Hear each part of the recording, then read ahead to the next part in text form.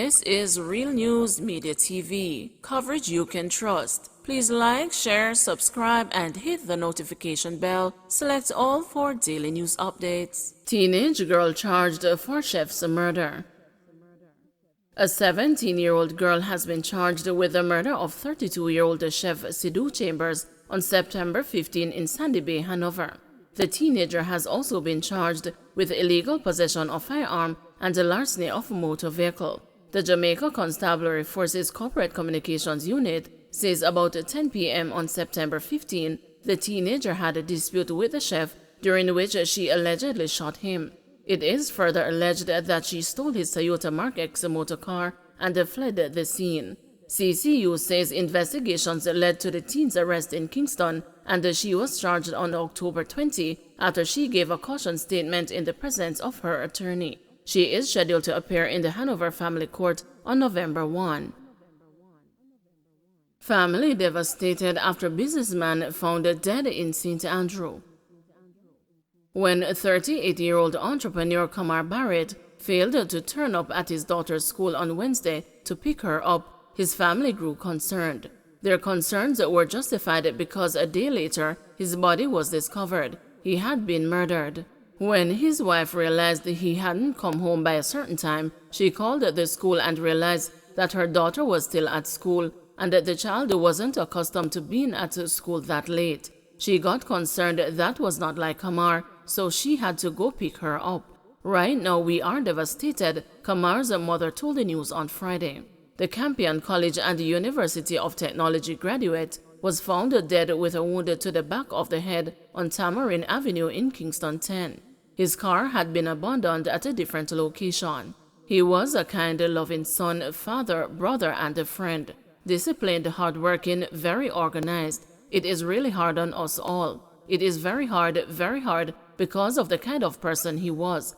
We discovered that he was missing when he didn't pick up his daughter from school. I don't know when the police found his car. I can't say much because it is a police matter, his mother said. She appealed to the public to come forward with any information that can help the police to find Kamar's killers. Barrett was last seen off Hagley Park Road, Bloomsbury Road on Wednesday between 9 to 11 a.m. He was driving a black Honda CR-V. Anyone with information can contact the Halfway Tree police station. He was very hardworking, very kind, very humble. Anything to take care of his child. If it is to get up and make a sandwich from 4 every morning, every day, he would do it to take care of his family. He would do it. He knew the Lord. He was brought up in church, she said. He studied computer engineering at the University of Technology, but had an entrepreneurial venture in catering, his mother said. I am a caterer, he catered too. He would teach a baking class. He was a private chef for an ambassador at one point in his life, so he was a provider. He was willing to do anything honest to take care of his family. Nothing was too small or too great for him to do for his family, his mother, who is a popular caterer, told the news. He was a real family man. His wife knew where he was at all times. When she got home and realized he wasn't there, she knew something was wrong. That is unusual for Kamar. He baked, he did his own drinks to cut down on sugar. That's the kind of person he was, she said. Barrett's death set off a whirlwind of activity on social media, as many users wrote about his shocking death and posted RIP messages and several heart emojis. One of Mr. Barrett's friends, Dimitri Lyon, wrote Thursday on Twitter, "He was a great and a sincere soul. He didn't deserve this. I pray that our leaders can build a safer Jamaica for all of us." Person of interest in cop's murder shot dead by police. A person of interest in the murder of a police constable earlier this month has been shot dead by lawmen. Keith Ruddock, otherwise called Hodges, was killed during a confrontation with the police on Friday morning in Red Hills, St. Andrew. Information reaching the news is that about 10 a.m., members of the St. Andrew Central Police Division were on a targeted operation in the Mosquito Valley area when they went to a house occupied by Ruddock. Upon reaching the house, the cops were reportedly fired upon by Ruddock, took evasive action, and returned the fire, hitting the suspect. Ruddock was taken to the hospital where he was pronounced dead. Ruddock, who was deported from the United States in 2021 on firearm and drug-related charges, was a person of interest in the shooting death of Constable Brian Martin of the St. Andrew Central Police Division. Martin was shot dead while attending a wake in Frog City, St. Andrew. 4 other individuals, including a 10-year-old, were shot and injured when gunmen opened the fire at the event. Christian group cautions government against restricting devotions in schools. A Christian group is cautioning the Ministry of Education against restricting religious practices as it prepares to implement protocols for devotions in public schools. Education Minister Favour Williams announced that the ministry is working on protocols for devotions in schools following Wednesday's incident during general devotion at Oberlin High School in St. Andrew. Scores of students at the institution reportedly collapsed and started speaking in tongues, while others appeared to be overwhelmed with emotion after a female teacher prayed for them. The Association of Christian Communicators and the Media says that the protocols to be developed must not dismantle, diminish, or dismiss the role of the church as moral and spiritual guide in educational institutions. It adds that while there may be a need to bring some amount of order to Christian worship in schools, it must be in the direction of affirming the greater need for devotion and ensuring that it remains a fixed item on the curriculum.